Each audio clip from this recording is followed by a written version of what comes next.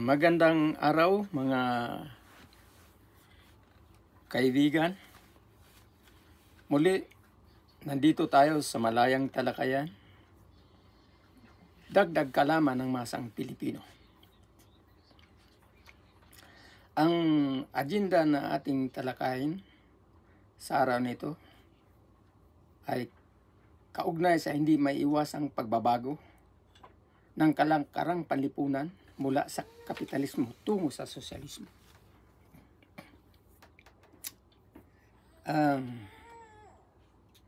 At ang pangunahing apat na mga dahilan ay ito: tunggalian ng mga kapitalista at ng mga manggagawa. Pangalawa, tunggalian ng mga kapitalista versus kapitalista. Pangatlo, ang pagtindi ng pag-unlad ng kagamitan sa produksyon. At ang pang-apat, salungatan ng mga kapitalistang mga bansa. Yun ang mga pangunahing dahilan ng hindi maiwasang pagbabago ng kalakarang panlipunan mula sa kapitalismo tungo sa sosyalismo. Nabanggit nga natin na mula noon hanggang sa kasalukuyan, mayroon na tayong apat na kalakarang panlipunan.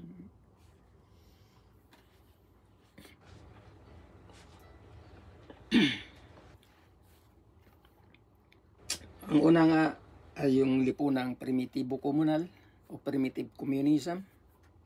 Pangalawa, lipunang alipin. Pangatlo, lipunang feudal. At ang pangapat, ang kasalukuyan, lipunang kapitalismo. At nabanggit rin natin na ang mga dahilan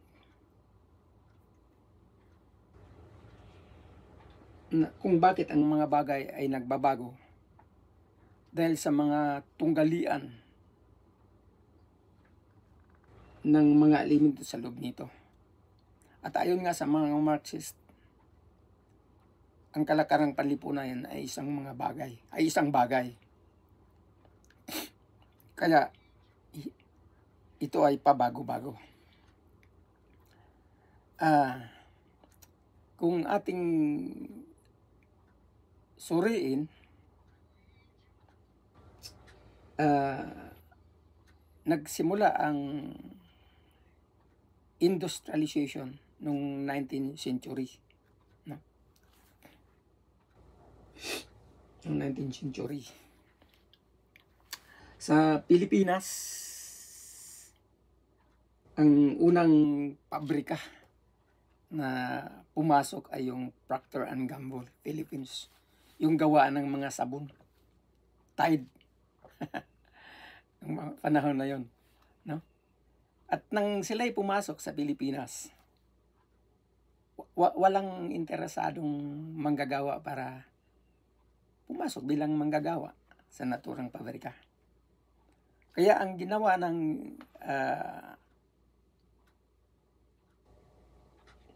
United States ay ang itulak ang pagpatitulo ng mga lupa, lalo na sa Metro Manila. Nung itinulak ang pagpatitulo sa mga lupa, siyempre pa, yung dating mga nagsasaka na walang limitasyon. Ibig sabihin, sa puntong nung panahon yun ay ang pagsasaka ay pwede lahat. No? Pero nang itinutulak yung pagpatitulo, siyempre kung sino yung nakapagtitulo, siya ngayon ang may-ari. Doon nagsimula yung pribadong pag-aari sa kagamitan ng production sa Pilipinas. No? Pangunahin na nga doon yung lupa nang ito'y napatituluhan. At syempre, dahil yung mga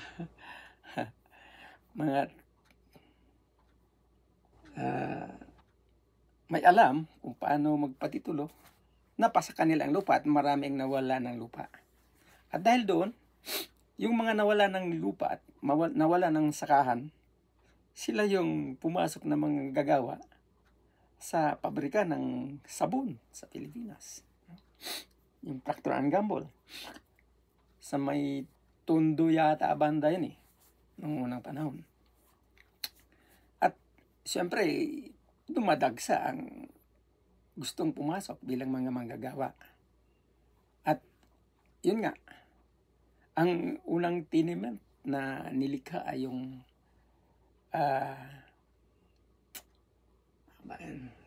Intramuros.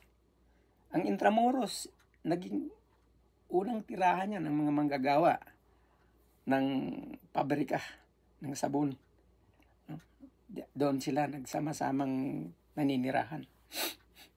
Yun ang kasaysayan ng unang pagpasok ng industriya sa Pilipinas. At pagtulak ng unang bahagdan ng pribadong pag-aari. Pag-aari ng pagpapatitulo ng mga lupain. Upang sa ganon, yung mga walang alam, maging manggagawa sa mga pabrika. Okay. Yun ang kasaysayan, no? Yung maikling pagpaliktanaw sa kasaysayan ng pagpasok ng industrialization sa Pilipinas ng 19th century. Okay. Ngayon, siyempre, hindi lamang yun. Hindi lang yung kung paano winakasan ng kapitalismo ang feudalismo. Ang pagpasok sa Pilipinas, ng pagpasok ng industrialization, ng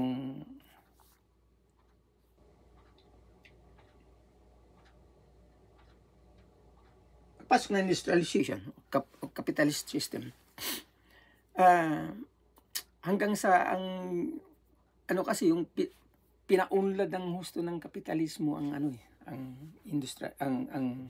industrialization. Kahit yung sa pagsasaka, kung bakit tuluyang nalusaw ang feudalismo, dahil ang pagsasaka di lamang sa Pilipinas, lalo na dito sa western countries, ang pagsasaka ay hindi na usapin ng maliitang production, kundi usapin ng malaki ang production. Nagpoprodukto hindi na para sa pangangailangan ng mga magsasaka, para makakain, kundi nagpoprodukto para sa pangangailangan ng mga industriya, para i-process ang mga pagkain na ibibenta sa merkado. Yun ang tuloy ang pagwasak sa feudalismo. Ngayon, siyempre, habang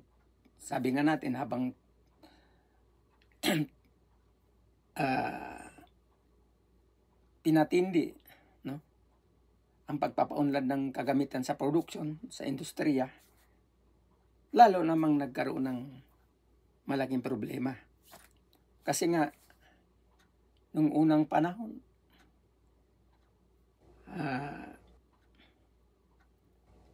mangyari kasi,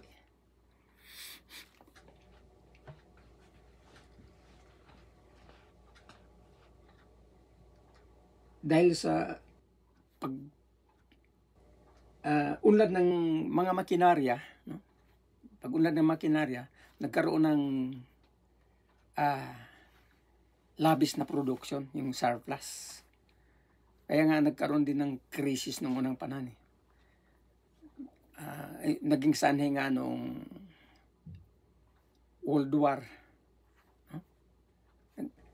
Ang ginawa kasi ng mga kapitalista para solusyonan ang krisis ng kapitalismo nung unang panahon yun, dahil doon sa sobrang production, na walang bumibili.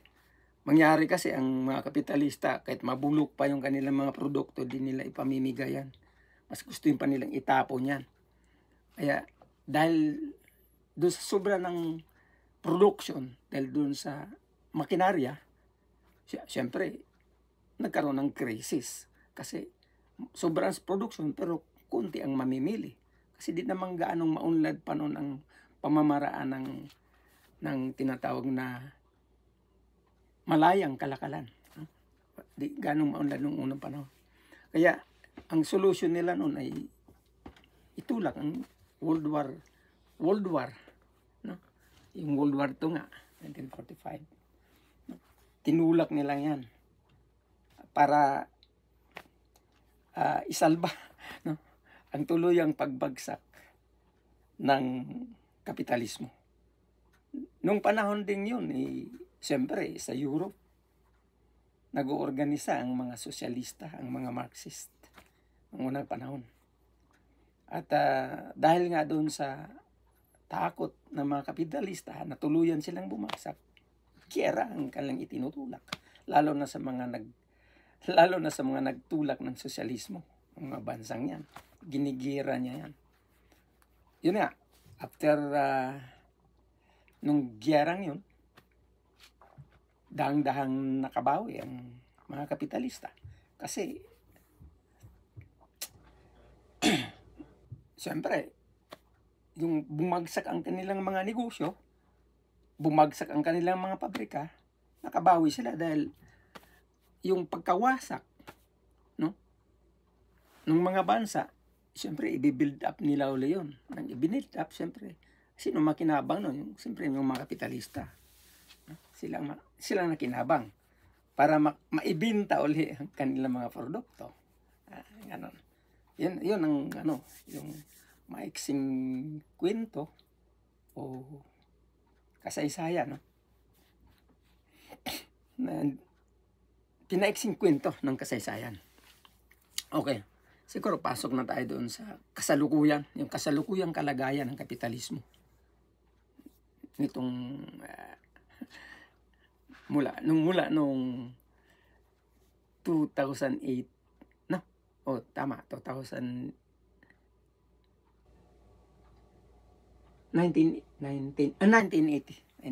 nagsimula yung yung tuloy-tuloy na pagpapaunlad pa ng kagamitan sa production. Ayun, siyempre, habang nagpapaunlad nga ng kagamitan sa production,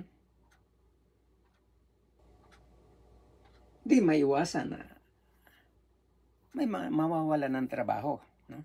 May mawawalan ng trabaho. Kasi palitan ng makina yung manggagawa.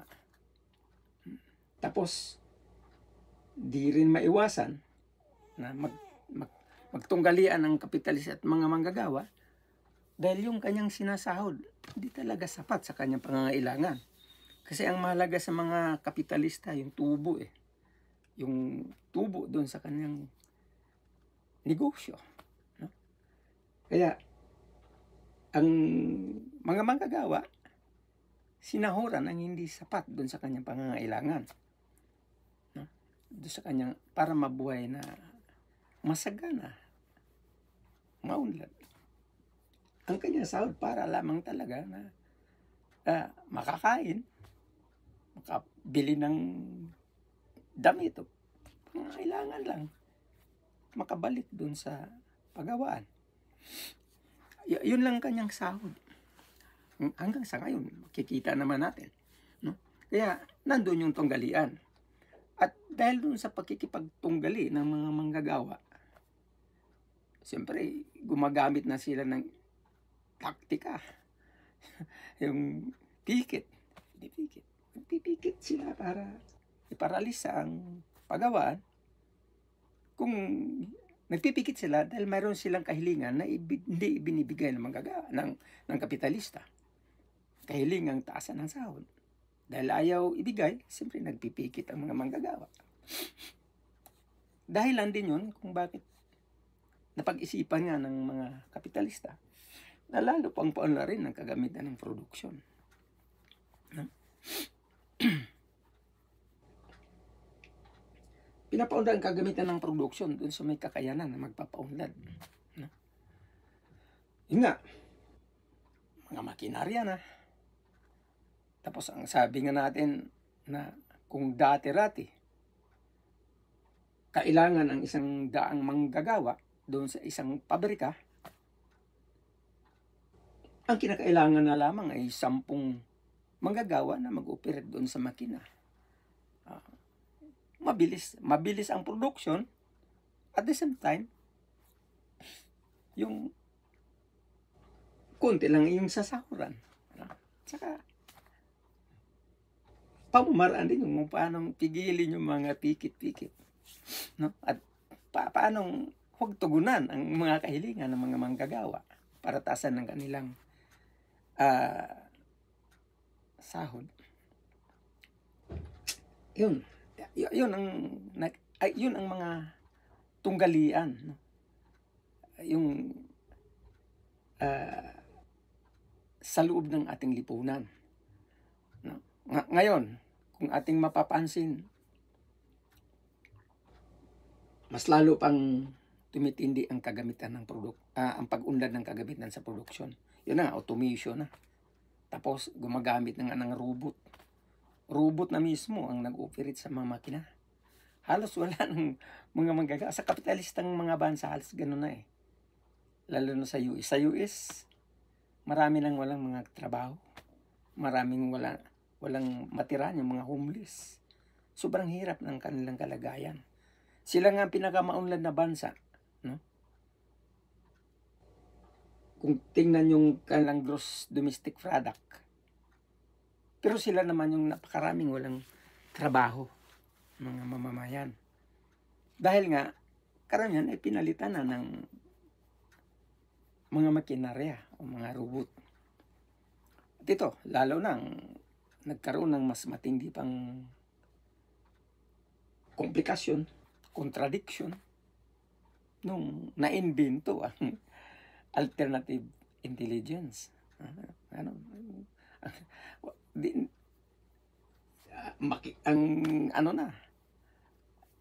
Ang nag-iisip hindi na tao eh. Yung mismong teknolohiya. Matindi ang pag-unlad ng teknolohiya. Kaya, sa sistemang kapitalismo. Ngayon, yung mga yan ay mga dahilan talaga para lalo pang tumindi ang kahirapan.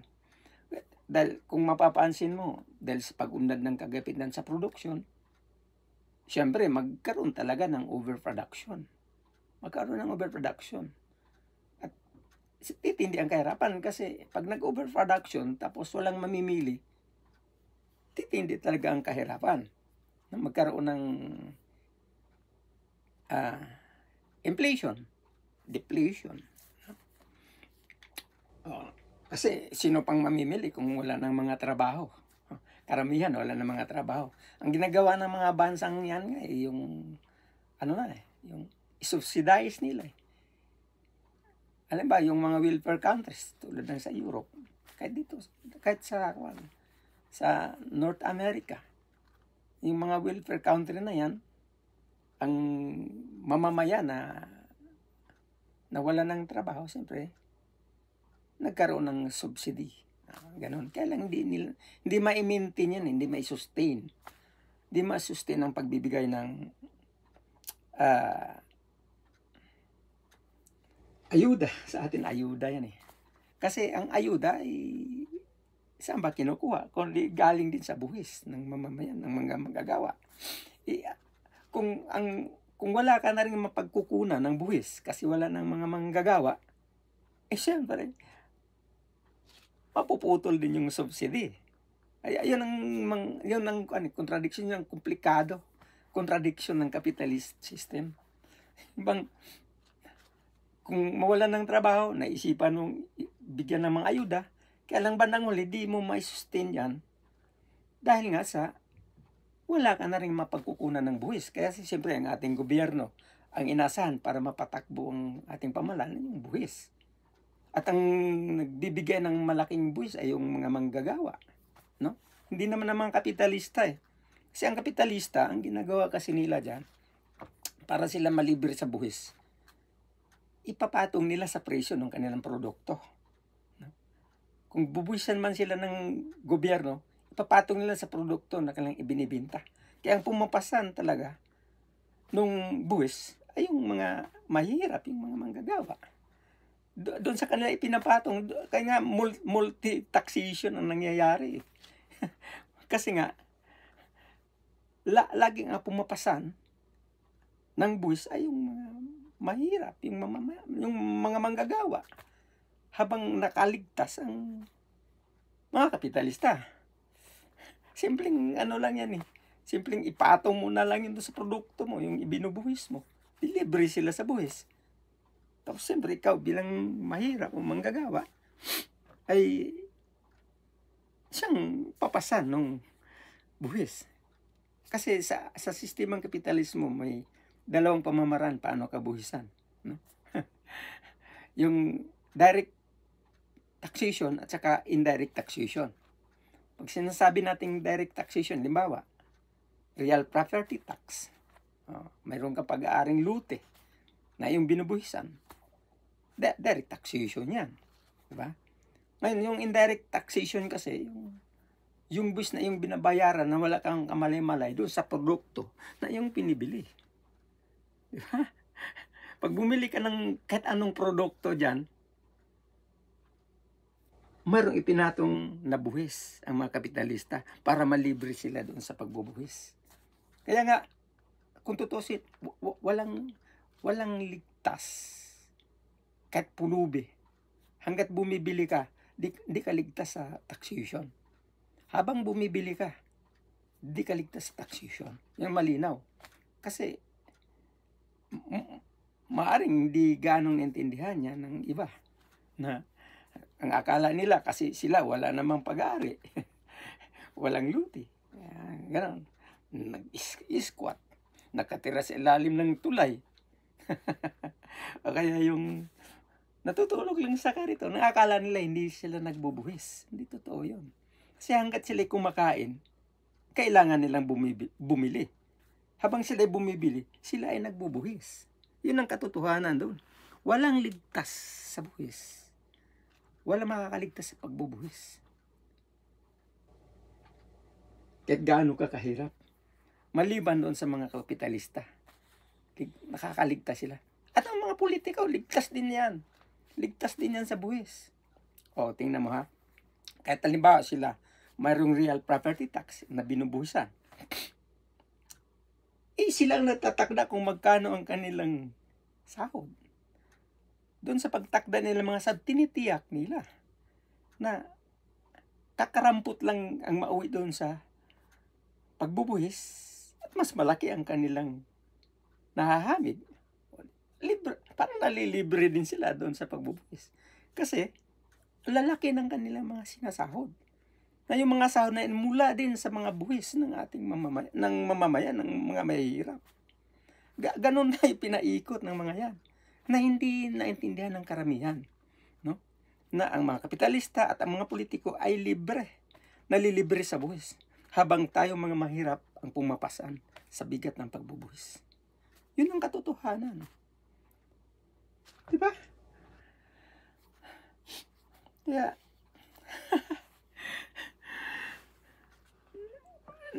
lokohan. Diba? Naluloko tayo. Niluloko nila tayo. Tayo ay walang katapusang pagbubuhis habang tayo ay buhay pa. Dahil tayo ay bumibili. Lalo na kung mayroon kang pag-aari. Maliit na lute. Okay, mayroon kang sasakyan. Diba? Mga binubuhisan yan ng ating pamahalaan. Na inasahan din nila yung buhis na yan para mapatakbo ang pamahalaan. Kasi siyempre, ang sinasahod ng mga empleyado ng ating pamahalaan mula sa buwis ng taong bayan. Yung mga proyekto na kanilang itinutulak, no? Paggawa ng kalsada o ano pa man, lahat ay galing sa buwis. Okay. At ang lahat ang pumapasan yan, yung mga mahirap o manggagawa. Ngayon, paano ngayon kung wala na mga trabaho? Kung wala na mga trabaho, siyempre bagsak din ng gobyerno. Bakit? Wala nang masisingil na buwis. Ngayon, ang ginagawa na, halimbawa sa Pilipinas, ang ginawa nila, para lang mapatakbo pa rin ang mahusay ang pamahalaan ba, ibig sabihin, masahuran pa rin ang mga empleyado at maitulak ang mga proyekto, nangungutang sila. Di ba? Nangungutang sila sa IMF World Bank. Okay. Hindi napansin yan? Nangungutang sila para lang mapatakbo. Hanggang sa, yun na nga, nabaon tayo sa utang. Ang tawag nga dyan nila economic colonialism. Diba? Economic colonialism. Yung sinakop tayo dahil doon sa ating utang. Imperialism, dati sila imperialism, yung nangungutang ka. No? Ang imperialista kasi dyan, yung US Siya ang may control ng IMF World Bank. Ang imperialista ay isang, ang United States of America, isang imperialistang bansa. Ginagamit niya ang IMF World Bank para mabaon ka sa utang at makukontrol ka. At ang Pilipinas gano'n na ngayon. Baon na baon sa utang yan. Kaya nga kung ano ang hinihiling ng US, walang magawa kundi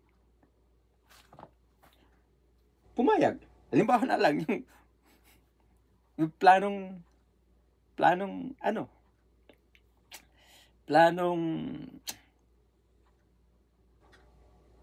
ipirmis ang base militar ng US dyan sa Pilipinas. Mahirap tanggihan yan dahil nabaon ka na sa utang. Di ba? Yun ang mga problema na ating nakikita kung tayo ay magsuri. No? Dahil sa kawalan ng hanap buhay, walang masisingil na buwis, at dumadami pati ang mga homeless. Bakit? Kasi halimbawa, di mo na mabayaran ang real property tax, siyempre hahatakin din nila yan. Hindi hahatakin yan ng mga kapitalista, no? Na sa real yung mga may-ari ng subdivision. Ganon din ang gobyerno, hahatakin din sa iyo pag di ka nakapagbayad ng buwis. Hanggang kaya ikaw ay wala nang matirhan. Wala ka nang matirhan. Kasi nga, anong ibabayad mo sa buwis kung wala kang trabaho? Yun ang magre-resulto niyan bandang huli. Di maiwasan yan na mangyayari. Kasi nga, dahil sa paging gahaman ng mga kapitalista. Ang laging mahalaga sa kanila, hindi naman yung tao, kundi yung tubo. Sa kanila, propaganda lang sinasabi ng demokrasya at human rights. Ano lang yan? Human rights. Yeah. Ano lang, mga propaganda lang yan. Kabaliktaran sa katotohanan. Kabaliktaran sa nangyayari. Kung sino yung madalas nagsasalita ng human rights, siya naman yung violator. Diba?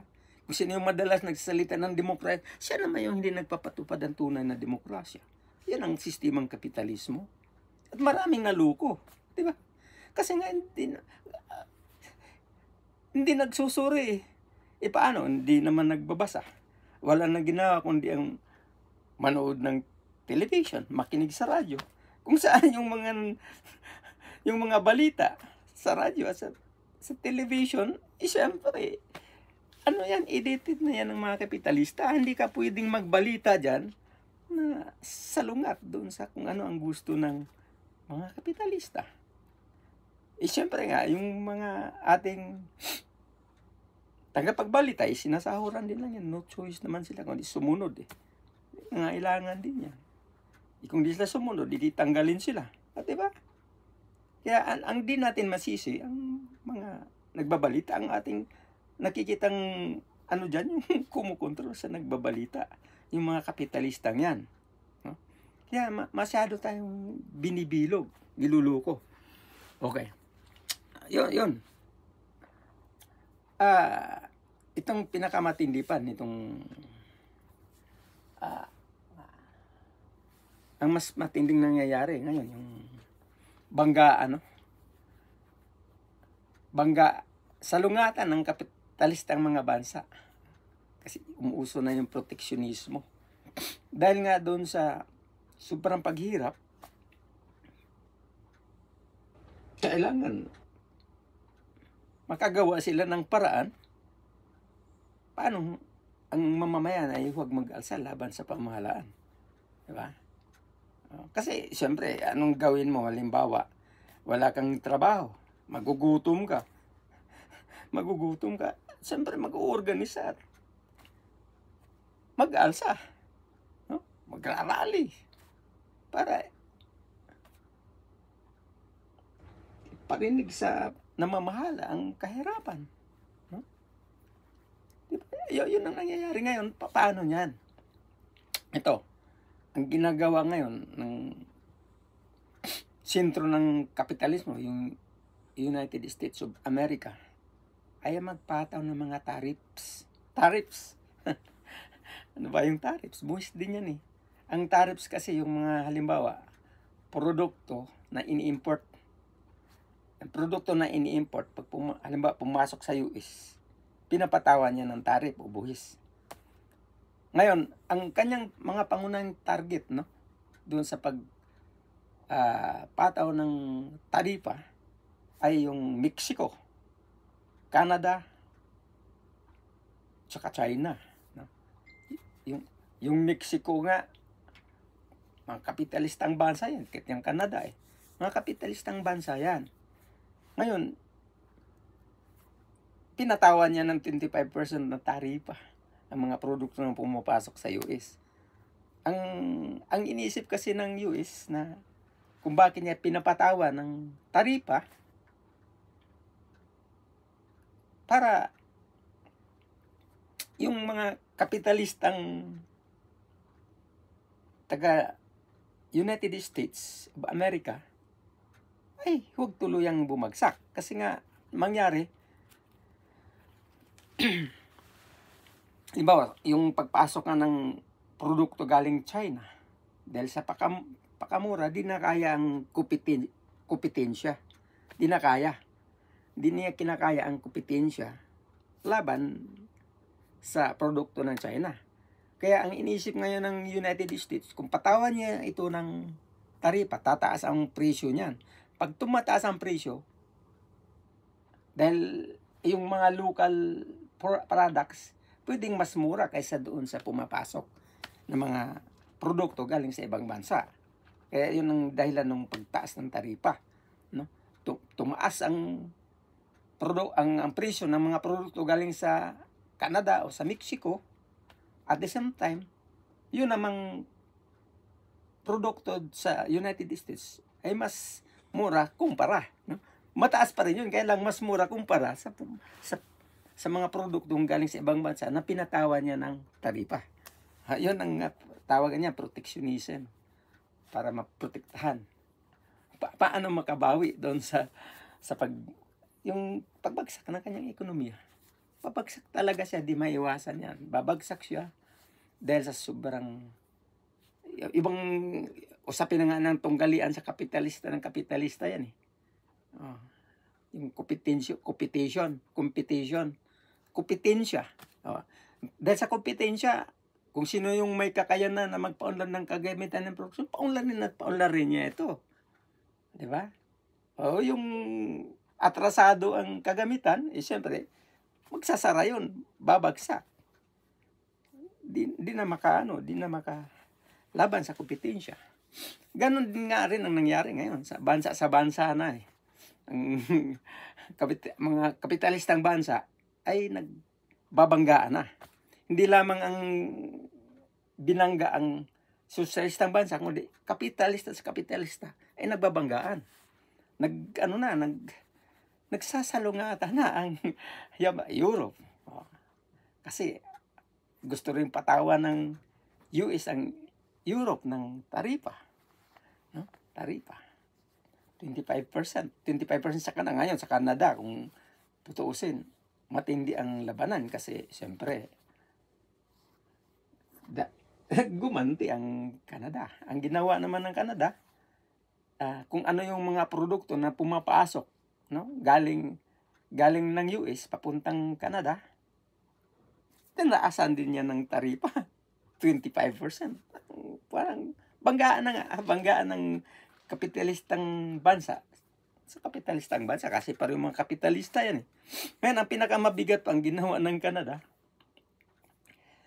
dahil maraming bansa na sa United States, no? Yung karatig bansa na umaasa ng electrification mula sa Canada, no? Umaasa sa oil products ng Canada. Ngayon, ang mabigat kasi niyan, pinaplano na ng Canada na putulan ng electrification. Pagka pinutulan ng Canada ng electrification ng mga naturang mga estado ng United States na karatig bansa, no, ng Canada, malamang maparalisa ang kanilang production, kanilang ekonomiya. Paano mapatakbo yung mga makinarya kung walang electrification? Di ba? Malaking problema yan. Malaki ang problema. Ngayon, yung oil, 60% ng natural gas, crudo ay mula sa Canada, papuntang US. Dahil nga sa, yan ay pinatawan ng taripa, naghanap ang Canada ng ibang mapagbinta ng kanyang oil at gas. Ito na nga, sa Europe na siya, nakipag-usap sa China, nakipag-usap sa Indonesia, para doon na ang kanyang produktong gas at crudo. Ngayon, paano ngayon? Lalong tumitindi ang problema ng US. Dahil sa kayabangan din naman ng kanilang Pangulo. Yung bagong Pangulo ng Amerika, ng United States of America, napakayabang. Para bang mukhang ignorante. Yung di mo maintindihan kung parang di alam ang resulta. Parang gusto guluhin ang mundo. Ganun. Paano ngayon yan? Kahit yung, ang matindi pa nga, yung labanan ngayon may balak kasi ang may balak ang US na i-invade ang Mexico. Kanyang mga sundalo nasa hangganan na ng Mexico at saka United States. Nandiyan na. Siyempre, malaking problema yan pagka matuloy. Kasi nga, mahilig ang Amerika sa giyera. Bakit siya mahilig sa giyera? Nabanggit nga natin. Dahil ang pangunahin niyang produkto ay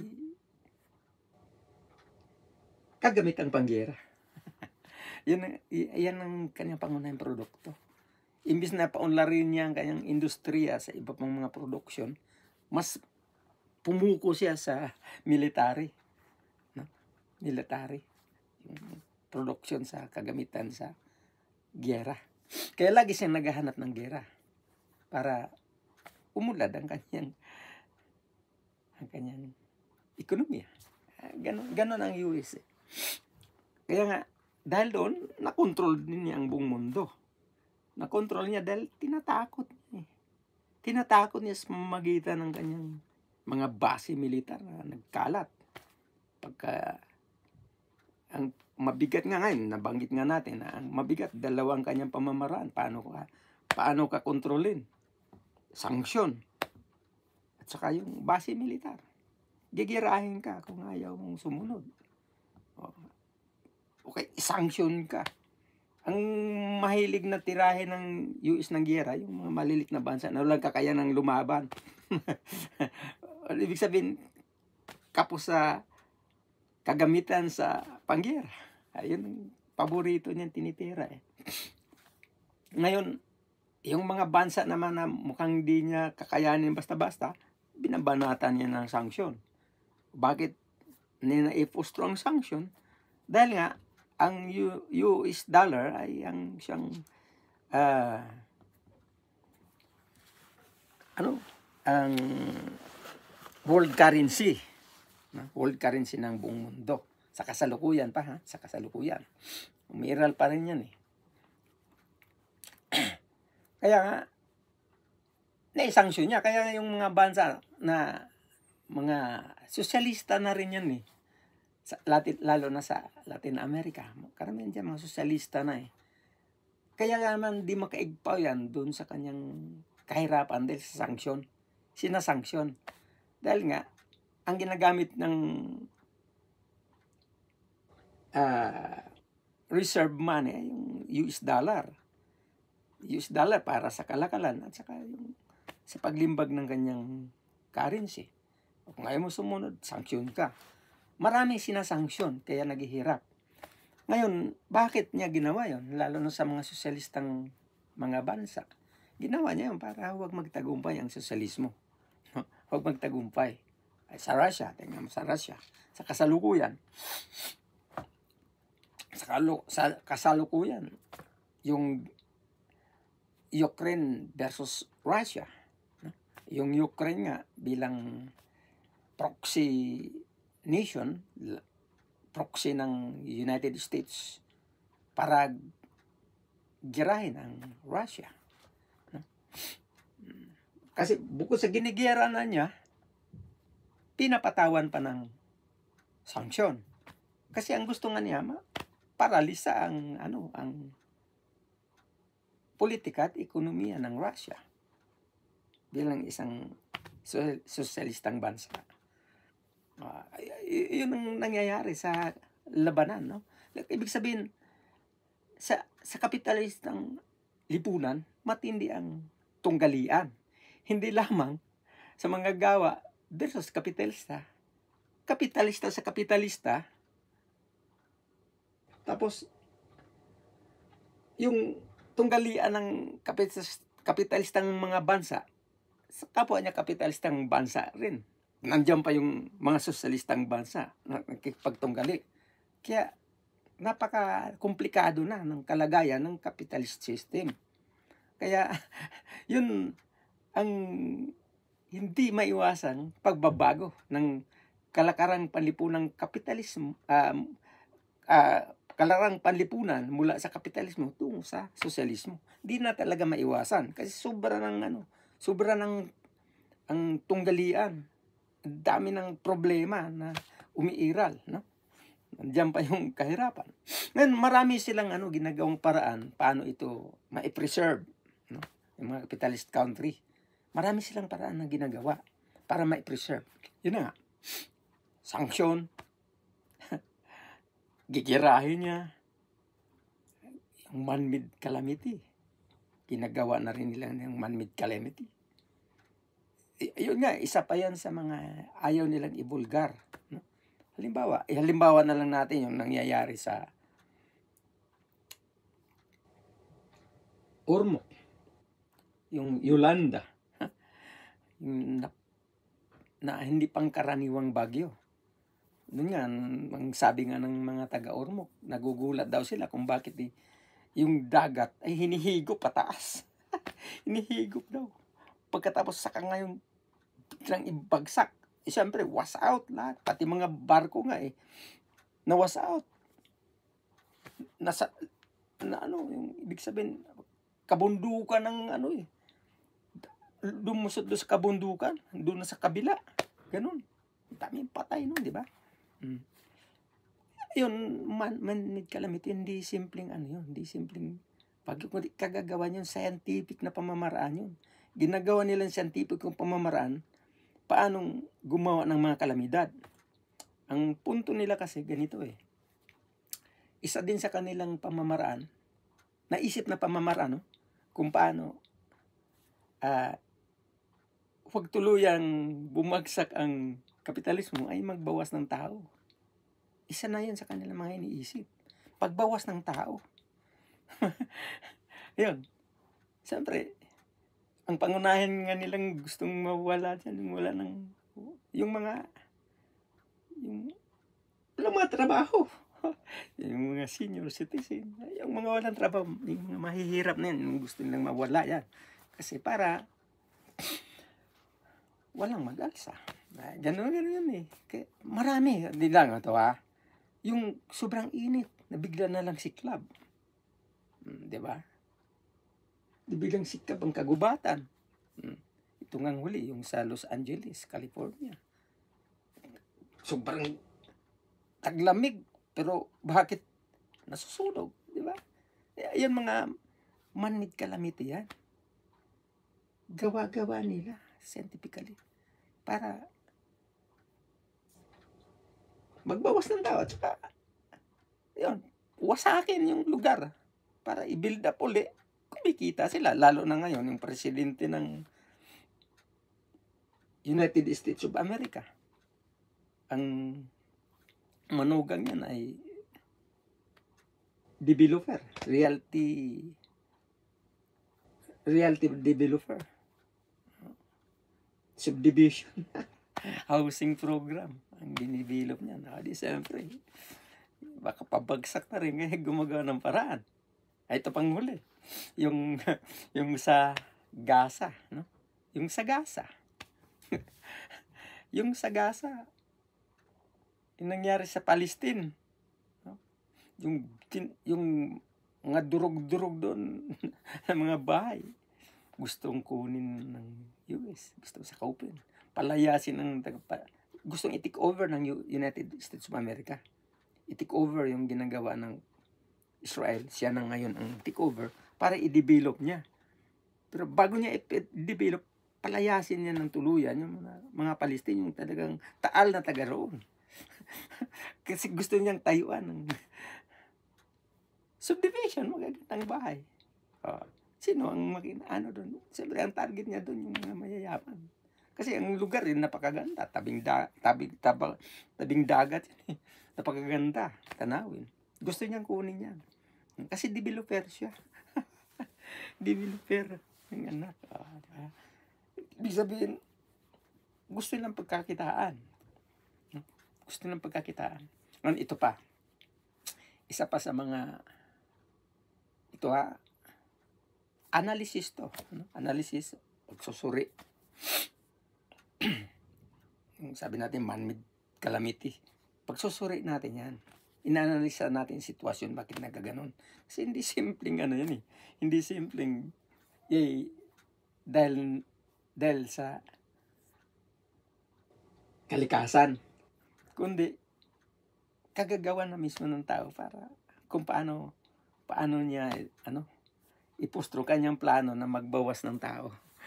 Yung capitalist system, magbawas ng tao. Ngayon, di ba, kung tandaan nyo, itinutulak yung sa COVID. Yung COVID, di ba? Pinalita sa buong mundo, COVID, marami dang namamatay. Kailangan magpabakuna.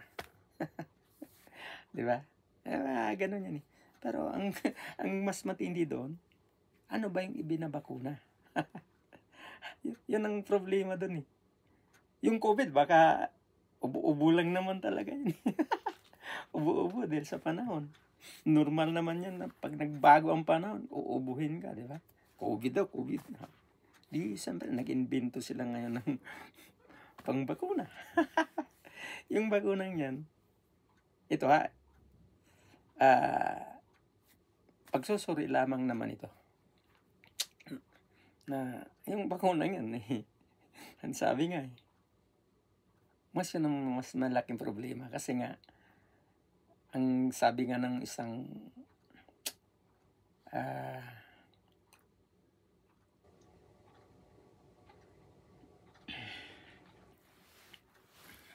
German scientist, isa siyang chemist, magaling sa chemistry, na yung ibinabakuna daw, ay mayroong napakatalas na bagay na kasintalas ng blade na mas maliit pa sa atom. Tinutusok. Yun ang ibinabakuna doon sa may mga para daw huwag ma-COVID. Ngayon, yun daw, ang sabi ng chemist, pag yun daw mapunta sa puso, ang akalain mo ay atake sa puso. Yung pag naano no sa mga ugat-ugat mo, blood clots, na maring bubukol sa sabog, di ba? Blood clots. Pag napunta sa ulo, siyempre, bigla ka na lang mag-blackout, bagbagsak, patay. Yun ang yun ang maging epekto nung bakuna yun. Lalo na doon sa nagpa-booster.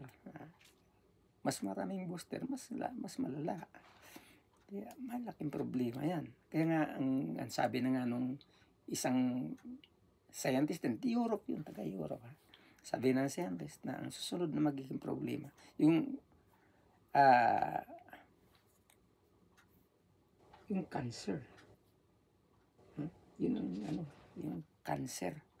Resulta nung itinuturok na bakuna. Yun ang maging pandemya, susunod na pandemya. Kaya,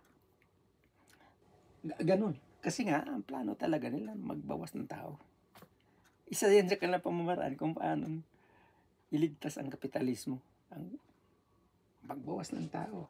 Alisin yung wala naman tayong maibibigay na trabaho na patayin na natin yung mga yan.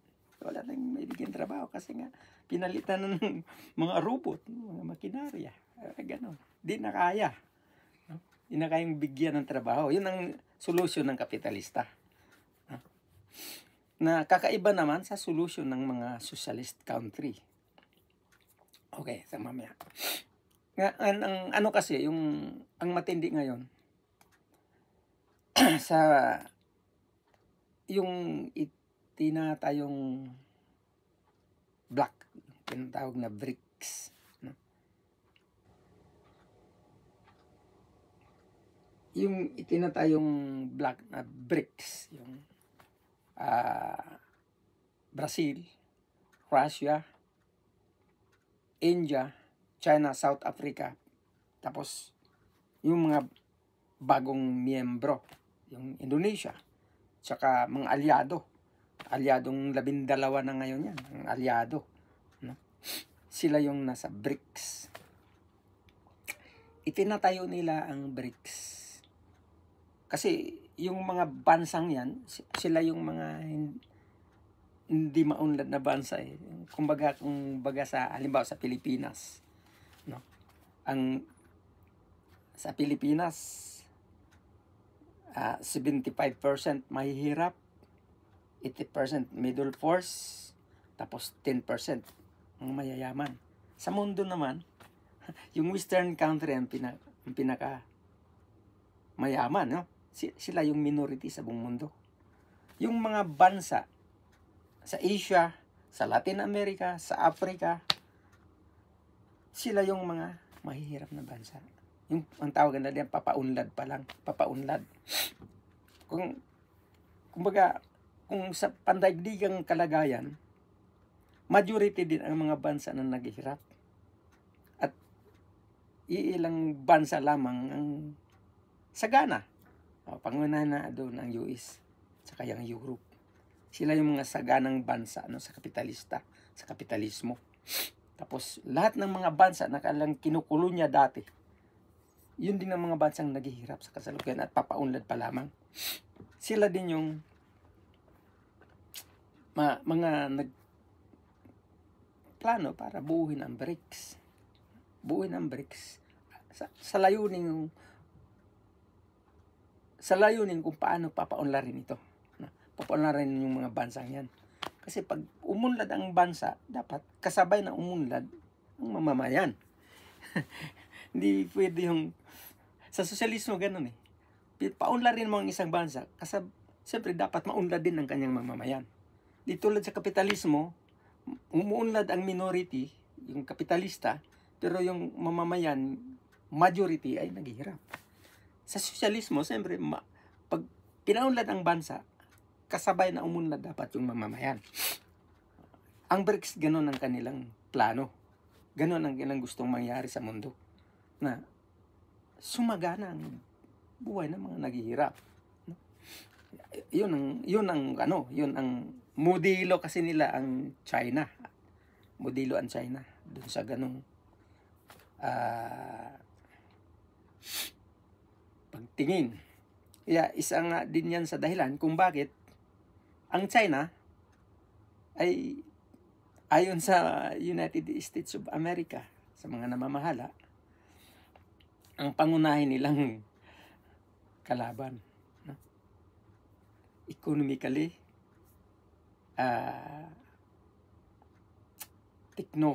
technologically,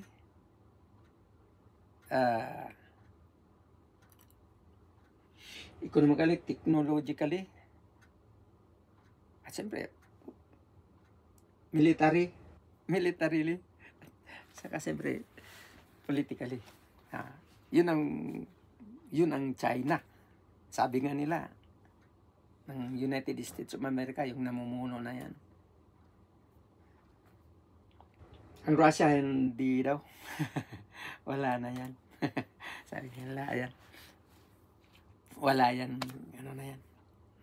Sabi nga, wala yan. China talaga ang pinakamatinding kalaban. Kasi nga, economically, mukhang babagsak ang kapitalismo dahil sa pag-unlad ng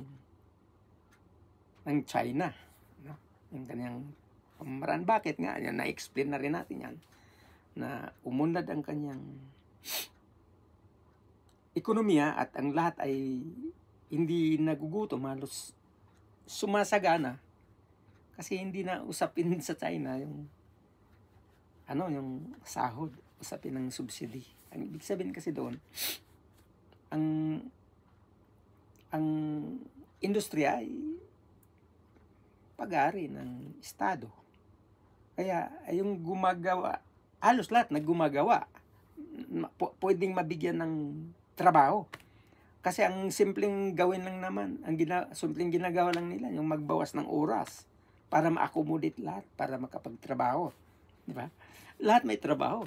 Kasi oras lang Halimbawa, kung dati lahat, 8 oras siya pumapasok, ipapasok na lang siya ng 4 na oras. Di, siyempre, kung halimbawa 1 milyong manggagawa, dati, maging 2 milyon na. Kasi kung sa 8 oras, 1 milyong manggagawa, kung gawin mo ng 4 na oras ito, di magiging 2 milyon. Ganun kasimple niyan ni-resolve.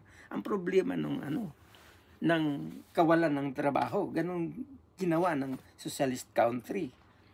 Paiksin mo lang yung pagtatrabaho. Ngunit, ang iyong kinikita ay sapat sa iyo.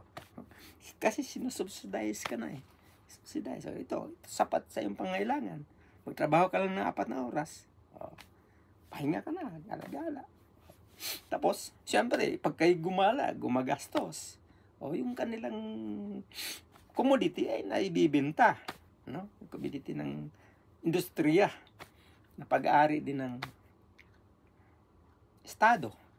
Tapos, siyempre, yung mga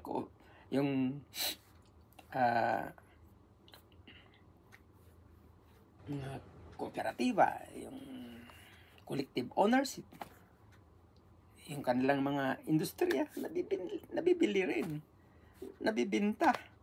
Kasi lahat ay may trabaho.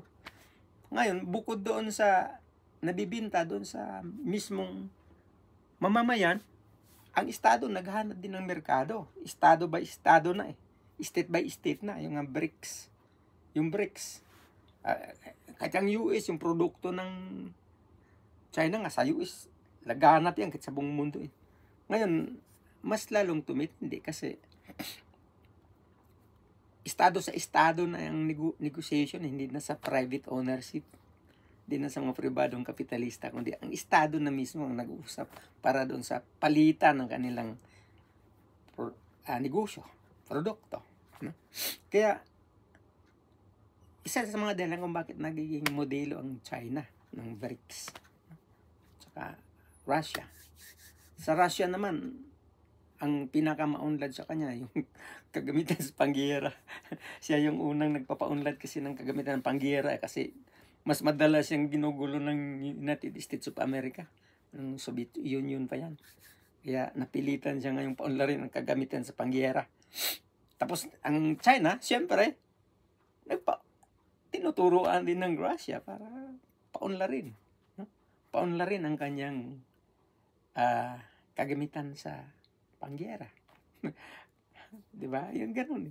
Yun ang naging problema. Ngayon, nitong bago kasi, yung sanction, dahil sa sanction, yung Iran, North Korea, Russia, nagkaisa. Ibig sabihin, nagsanib. Nagsanib yan. Tapos, siyempre, yung mga bansang yan, yun ang mayroong mga malalakas na military arms gamit. Kasi may sarili na silang production. Hindi sila bumibili sa US. Hindi sila bumibili kung sila mismo ang may production. Sa tulong ng Russia. Ang Russia, tinutulungan yung mga bansang yan para mapaunlad ang kanilang kagamitan sa production. Sa giyera. Handa laban sa atake ng imperialistang United States of America. Atakihin sila eh. Kaya sabi nga natin, kung di kaya sa santong dasalan, santong paspasan. Tulad ngayon, mukhang di na talaga kayang labanan sa ekonomiya. Giyera na ang gusto mangyari ng United States of America. Giyera na. Ayan. Ayan po, nitong huli kasi, ganitong nangyari. Pero blackmail ang ginagawa nila, yung pag-usap sa Russia para sa tapusin na ang giyera sa Ukraine. Okay. Kaya naman yan, gusto nilang tapusin ang giyera sa Ukraine. Kaya talo sila, talo na sila eh. Talo dun sa giyera, pero hindi sila talo dun sa kung ano ang pakinabang, no, ng United States of America. Kasi ganito yun eh, natalo nga naman ang Ukraine, pero nating huli, siyempre yung mga armas na kanyang isinusupply, hindi naman libre. Kaya bukod doon sa nangutang na yung Ukrainian sa IMF World Bank, hindi pa rin sapat para bayaran yung mga isinusupply na kagamitan sa giyera. Kaya itinutulak ngayon ng US na bayaran ng Ukraine sa pamamagitan ng kanyang mga resources. Yung mga mineral resources dyan sa Ukraine, gustong makuha ngayon ng US. Gustong siyang mag-control bilang kabayaran. Ganun na ginawa niya. Natalo man, pero panalo pa rin siya. Dahil yung pakinabang doon sa natural resources, mineral resources ng Ukraine, mapunta sa US. Ganun na ang kanyang ginagawa. Diba? Ngayon, bakit gusto nang tapusin ang giyera sa Ukraine at Russia? Dahil nga, gusto nila pumukus na sa China. Kasi gusto na nilang pukusan ang giyera sa China. Okay? Kaya, ang plano nga nila ang sabi nga ng presidente ng United States of America, yung mga nasundan daw niyang pangulo, ang ginawa, nagtulak para ang Iran, Russia, China at North Korea ay magkasundo. Laki ng problema yan. Siyempre, kung sa labanan ng Third World War, kung magka-Third World War, siyempre, US yan. There's yung apat na yan, North Korea, Iran, China, Russia. Yun ang kalaban. Puwarehong may mga nuclear weapons yan. Yung magiging problema. Tapos, siyempre, ang China kasi, economically siya ang pinaka malakas sa buong mundo.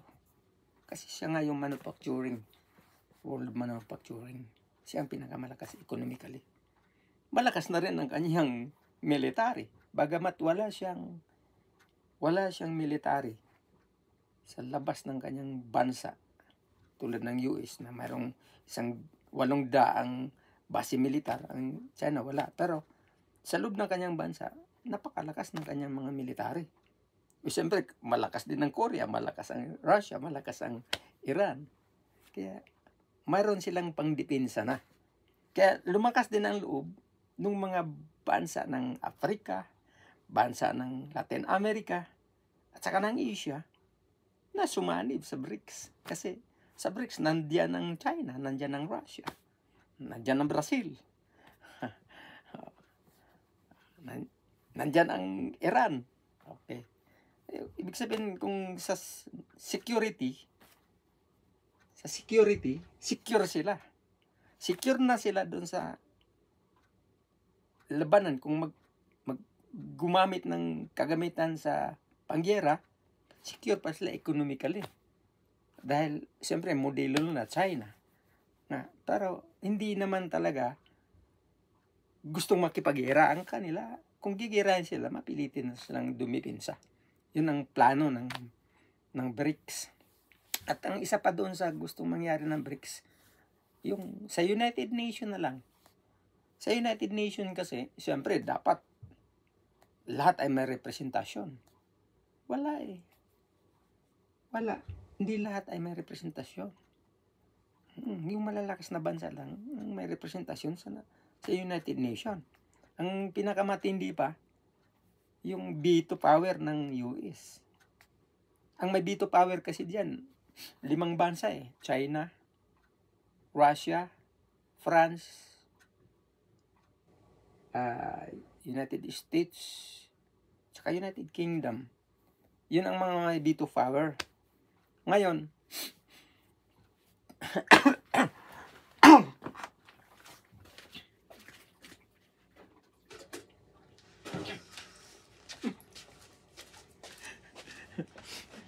okay. Sorry. Yun ang may veto power. Ngayon, itong huli nga eh, yung halimbawa, yung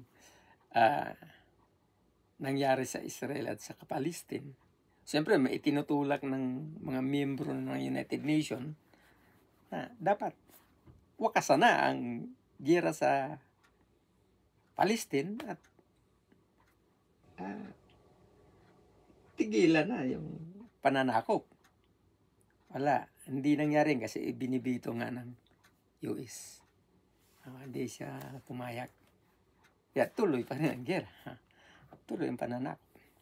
Ganon katindi. Ngayon, yun ang di rin nagustuhan ng mga bansa ng Latin America, bansa ng Asia, at saka ng Africa. Kasi nga, wala silang, hindi lahat sila may representation pagkatapos ang US pa, ang pinakamakapangyarihan. Ngayon, gusto nilang baguhin yan. Gusto, siyempre, dapat, pantay-pantay. Sabi ng taga-BRICS countries, pantay-pantay. Maliit man o malaking bansa, dapat may representation. Ganon. Tapos yun ang nagsilip din nila, yung IMF World Bank. Silip din yan nila na parang ang IMF World Bank ay nagsisilbi lamang doon sa halos doon sa United States. Kontrolado ng United States eh. Tapos yung mga bansa na yung ang sinasabing deep trap. Nung una, sabi nga nila, ang Chinese daw, yung nagpapautang, deep trap daw yan. Kasi bandang huli, hatag. Gagagawaan mismo ngayon ng US, ng IMF World Bank. Pautangin ka ng pautangin. Hanggang sa ikaw masakop nila. Hanggang sa di ka na makawala ron. Kung ano ididikta na, sunod ka na lang. Yun ang deep trap talaga. Yun ang ginagawa sa mga bansang mahihirap. Ginagawa ng IMF World Bank. Yun ang katotohanan.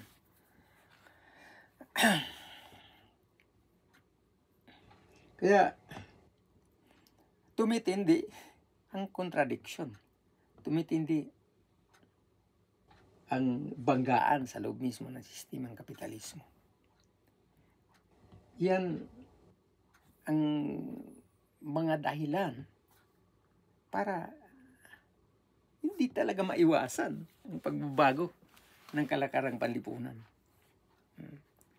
Ngayon, ang kasi, halimbawa, ang tutuusin, di naman sinasabi ng sosyalismo na hindi na pwede ang kalakalan. Walang sinasabing gano'n. Ang ano lang doon sa kapitalismo, sa sosyalismo, ay yung private ownership. Ayaw nila ng private ownership. Pwedeng state-owned. Kaya nga, sa sosyalismo, tuloy-tuloy pa rin ang kalakarang malayang kalakalan, pero estado sa estado na. Mga sosyalistang mga bansa, silang magkalakalan. No? kung anong produkto nila, bibenta sa kapwa nila bansa. Bansa sa bansa na, hindi na yung pribadong mga kapitalista. Ng bandang huli, yun ang pinaka-target diyan eh. Yung state by state na ang kalakalan. Free market pa rin, state by state. Kasi pwede pa rin negosyo. Kaya lang hindi na pag-ari ng mga pribadong may-ari. Kasi mangyari kung state by state na yan, sa sistema kasing sosyalismo, siyempre kontrolado ito ng mga manggagawa, yung partido ng mga manggagawa, yung Communist Party. Kontrolado niya ang Estado. No? Kontrolado ng mga manggagawa ang Estado.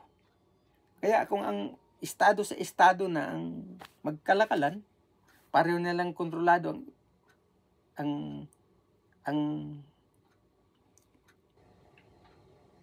Estado, that is socialism. Socialism, hindi yan hindi pinagbabawal ang negosyo sa sosyalismo. Ang pinagbabawal ang pribadong pag-aari. Pwedeng state-owned, tapos tuloy ang negosyo.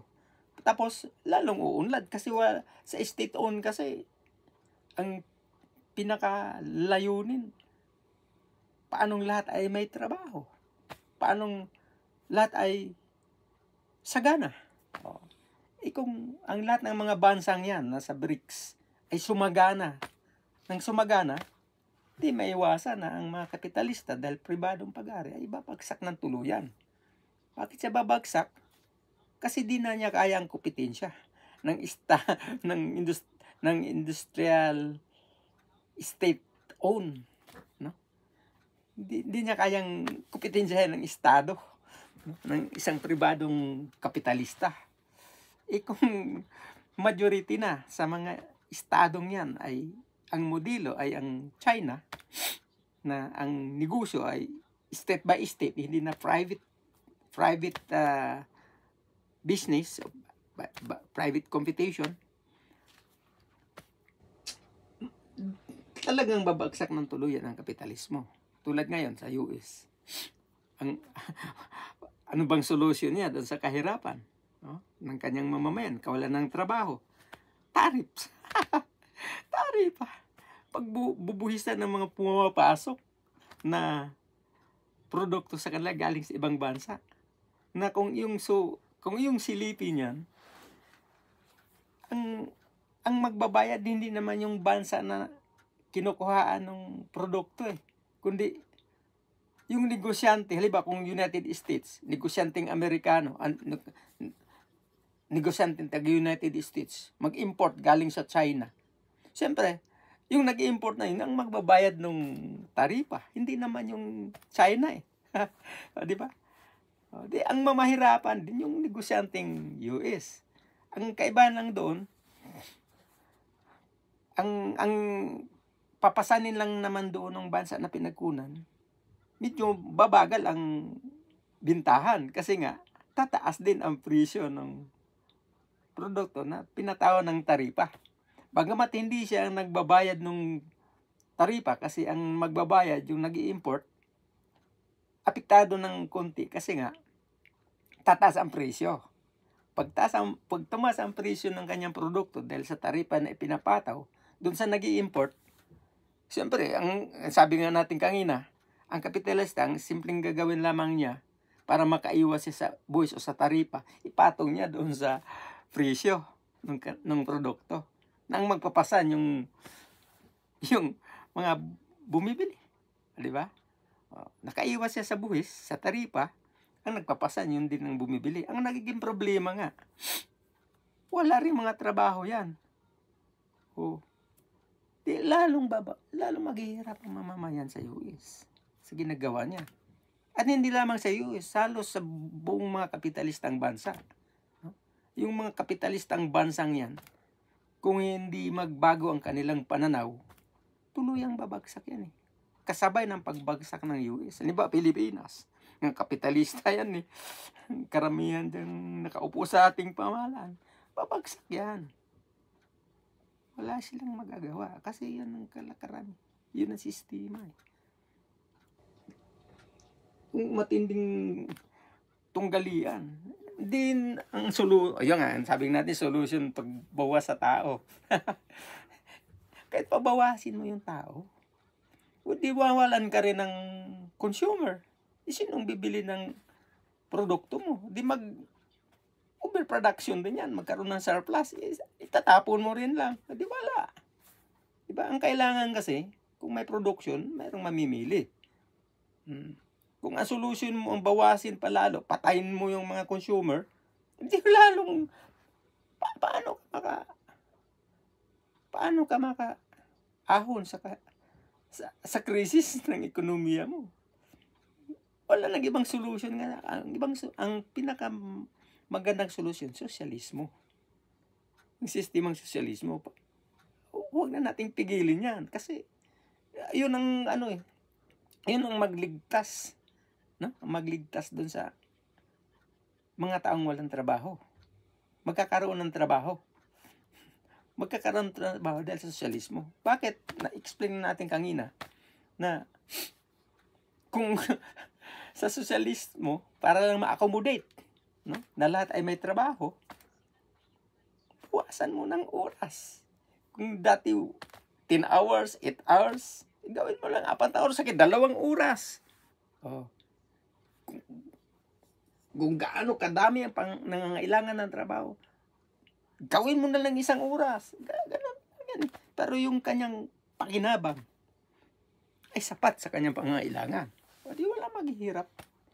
That is socialism. Pero sa kapitalismo wala. Ang kanyang solution, lalo pang magpapalala doon sa problema. Kaya yun ang contradiction doon. Utasin mo ang buhay ng tao.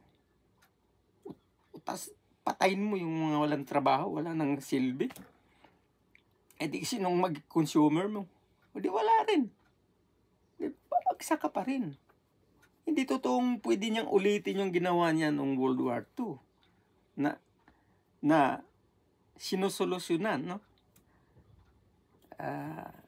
Sinusolusyonan niya ang pagbagsak ng kapitalismo sa pamamagitan ng giyera, yung World War II. Naggiyera. Kasi overproduction, yung mga surplus, hindi na mabili. Sunog, nagkagulo, nakabawi. Di na maulit yun. Malabo na. Malabong maulit yun. Kasi nga, mas matindi na ang pag-unlad ng kagamitan ng produksyon. Yung pag-unlad ng kagamitan ng produksyon na yan, na automation na, robot na, lalong magpalalayan sa kawalan ng hanap buhay. Walang trabaho doon sa mga kapitalistang bansa. Okay. Kaya, no choice. Tanggapin ninyo ang sosyalismo. Kasi yun ang solution talaga. Ang tao hindi mo na kailangang pagurin ng gusto para kumain, para sumagaan ang buhay. Di ba? Kaya, kahit yung dapat, ayusin natin yung ating pamamahala. Gawin natin mas demokratiko. Huwag yung lukuhin natin ng tao na demokratiko tapos minority lang nasusunod. Ang demokratiko, ang majority ang dapat masunod. At yan ang sosyalismo. At saka ang kaigihan pa ng pamamahala kasi ng mga socialistang country. Di basta-basta ma-isolate ng mga CIA. Di basta-basta makudita. Di basta-basta makudita. Bakit ha? Kasi, yan Central Committee. May Politburo sila. May Politburo sila. Ibig sabihin yung pamamahala, hindi sa isang tao lamang yan. Kundi marami ang nag-iisip. Kolektibo ang nag-iisip. Kung ano ang mga problema, kolektibo ang nag-iisip para masolusyonan yan. Ganon ang Communist Party. At saka sila may plano. Malinaw na ang pagpapatakbo ng kanilang pamamahala ay may plano. May tinatawag na comprehensive plan. Ang nagbalangkas ng comprehensive plan, yung Central Committee. Diba? Tapos dadaan sa Politburo.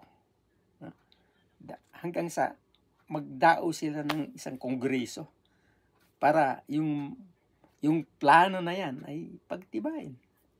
Saka ngayon yung mga local secretary, yung ng mga committee, sila naman magtaktisize para i-implementa ito. Ganun ang demokrasya. Lahat kailangan lumahok. Di ba? Kaya paano mo yung Central Committee, napakarami niyan? Paano mo ma-isolate yun? Ang presidente, ano lang yan? Yung parang pangalan lang yan. Pero ang nagpapatakbo ng pamahalaan yung partido. Parang ang presidente, pangalan lang yan. Kasi yun ang system ng kapitalism. Presidente, chairman.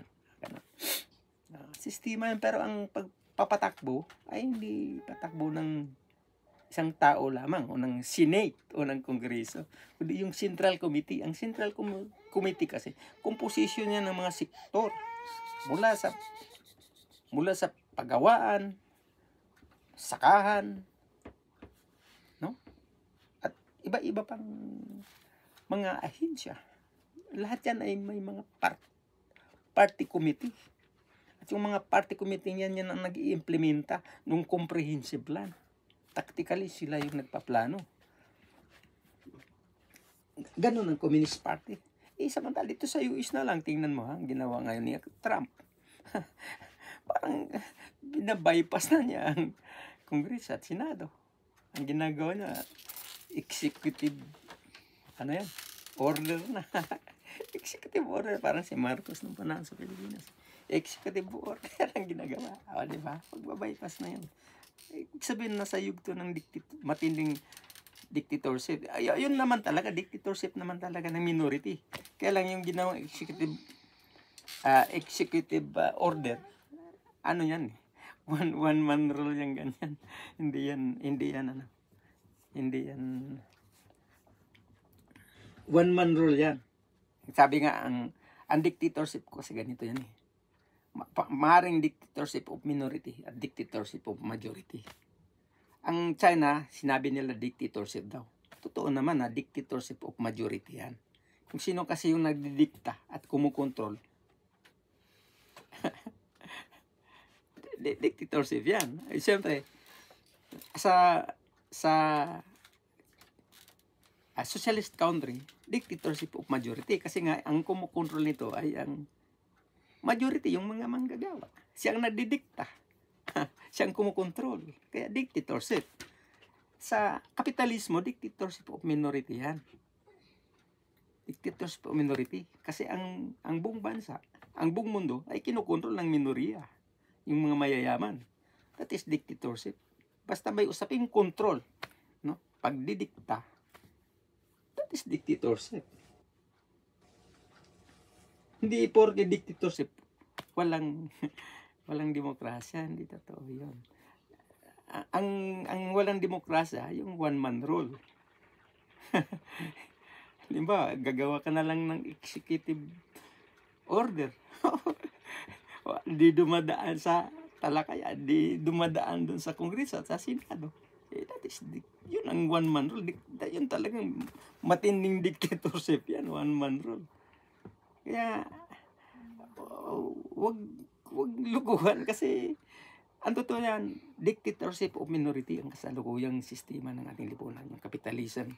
That is dictatorship of minority. Tapos yung sinasabi nilang human rights violation, mga black propaganda lang kasi sila mismo ang violator ng human rights. Yung gigirahin nilang isang bansa, patayin ang mamamayan. At so, kaya nang binanggit natin, ang solution nila para huwag tuloy bumagsak ang kapitalismo ay ang pagbawas ng tao. Karapatan mong mabuhay. Karapatang mabuhay at maghanap buhay. Wala na halos sa kapitalismo yan. Nasaan yung human rights doon? Yung karapatan mong mabuhay at maghanap buhay. Kaya lukuhan na nga eh. Ang human rights, mga karapatan yan natin. Ngayon, sila yung mahilig magbintang na yung mga bansa daw na yan ay mga human rights violator. Pero ang number one violator, yung capitalist country. Kita mo, nagtulak ng giyera para iligtas ang pagbagsak ng kanilang sistema. Tapos, ibibintang ngayon nila sa mga sosyalista ng mga human rights violator daw. Oh. Yung mga nagre-rebelde daw diyan sa Pilipinas ay mga human rights violator. Samantalang yung pamahalaan mismo ang number one human rights violator. Diba? Ganun tayo niluloko. Ganun tayo niluloko ng mga yan. Kaya mag-isip tayo magsuri. Kasi huwag tayong tinatawag na attachment na ating kasing nakasanayan, ayaw na nating maalis yan. O yan na lang. O kahit hindi ganun dahil sa attachment eh. Parang nakasanayan mo na okay lang. O, diba? Hindi dapat ganun. Dapat magwakas na yung panluluko sa atin. O, dapat magwakas na yung operation na yan. Yung pang-aapi. Pagsasamantala. Pang-aalipin. Wakasan na yan. Ang sistemang kapitalismo ay mapang-alipin. Mapang-samantala. No?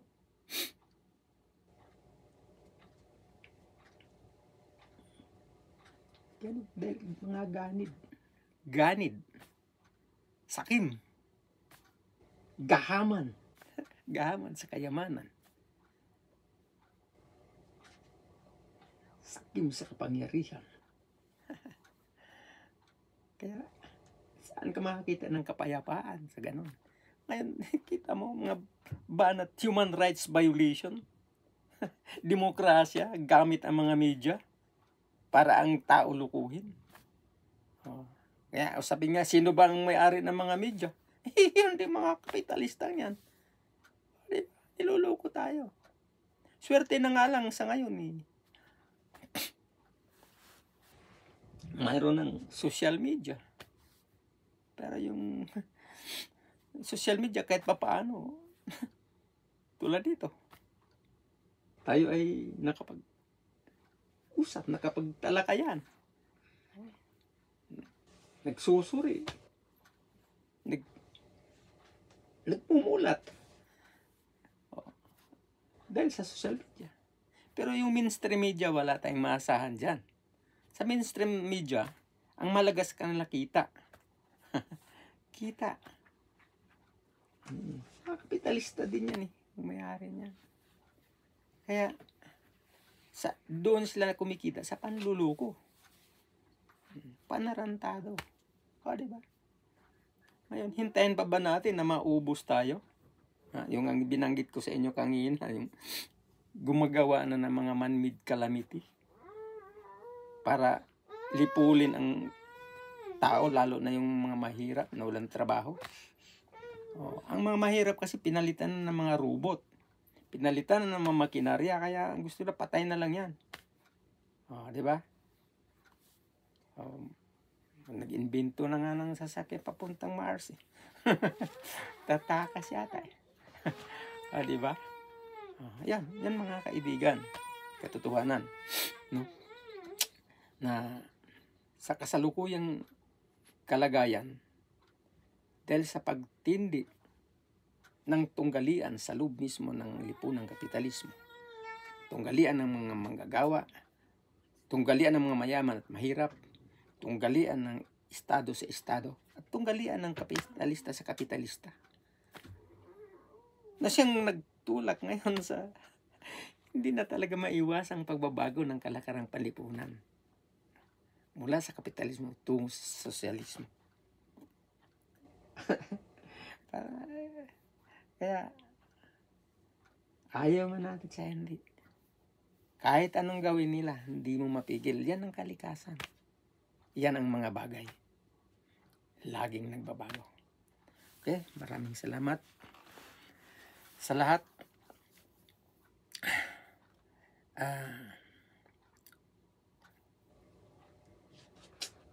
hihiling pa rin ako na sana mag-subscribe kayo.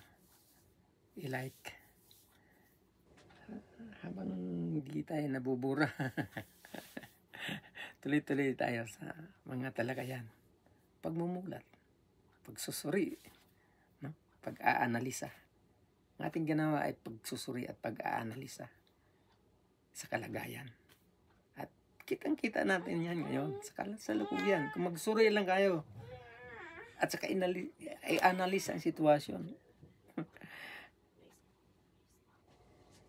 Siguro, mamumulat kayo sa katotohanan. Huwag nang hintayin. Maubos tayong patay ng mga ganid. Sa ngayon pa lang mag-isip tayo kung paano paano natin tigilin yan. Diba? Saan na mamahala sa Pilipinas? Mag-isip. Wala na. Tapos na ang inyong panahon. Tapos na ang sistemang kapitalismo. Matatapos at matatapos. Kaya, mag-isip kayo. Nandyan ang BRICS. Ayaw nyo sa hindi. Dapat pamiyembro na rin. Pamiyembro na rin. Kasi kung di kayo mag-miyembro, patuloy kayong magpasakop sa US. Wala.